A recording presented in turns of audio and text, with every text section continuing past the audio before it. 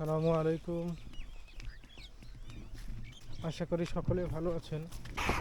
পাখিগুলো গমের জমিতে সেচ দিয়েছে, সেই পানিতে ওরা গোসল করছে বা ওদের গা ভিজিয়ে নিচ্ছে।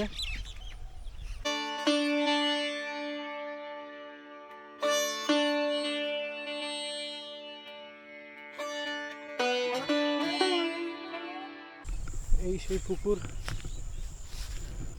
আজ এসেছি পুকুরের ধারে বা পুকুরের পাড়ে কলমি শাক তোলার জন্য। তো এসে দেখি কলমি শাকগুলো পুকুরের পাড়ে যেগুলো আছে সেগুলো কেউ বা কারা কেটে নিয়ে গিয়েছে। বেশ কিছু কলমি শাক আছে এখনো, আর পুকুরের পানিতে ভেসে আছে অনেকগুলো, সেগুলো তো কাটা বা তোলা সম্ভব না এখন। তো কলমি শাক তুলতে এসে দেখি এগুলো কলমি শাকের ফুল ফল সবই হয়ে গিয়েছে, তবুও খাওয়ার মতো কিছু আছে এখনো। তো সেগুলো এখন তুলে নেব আমি। পুকুরের এক সাইডে কিছু গাছ লাগানো আছে। কি দেবা, সার দেবা?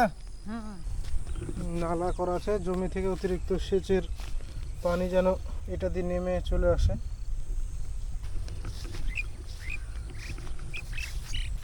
শাক তুলতে তুলতে বেশ অনেকগুলোই তুলে ফেলেছি।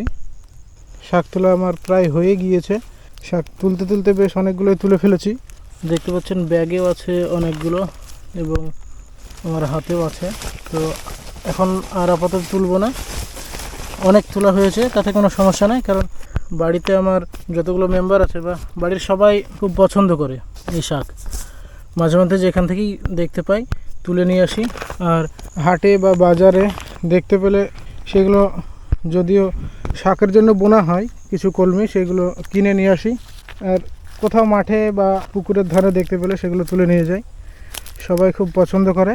এখন বাড়ির দিকে ফিরে যাব এগুলো রান্না করার উদ্দেশ্যে।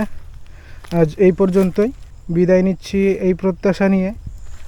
সকলেই ভালো থাকুন, সুস্থ থাকুন আর নিরাপদে থাকুন। আমাদের ভিডিওগুলি ভালো লাগলে লাইক কমেন্ট শেয়ার করে আমাদের পাশেই থাকুন এবং পরবর্তী ভিডিওর আপডেট পেতে চ্যানেলটি সাবস্ক্রাইব করে পাশের বেল আইকনটি অন করে দিন। ভিডিওটি দেখার জন্য অসংখ্য ধন্যবাদ।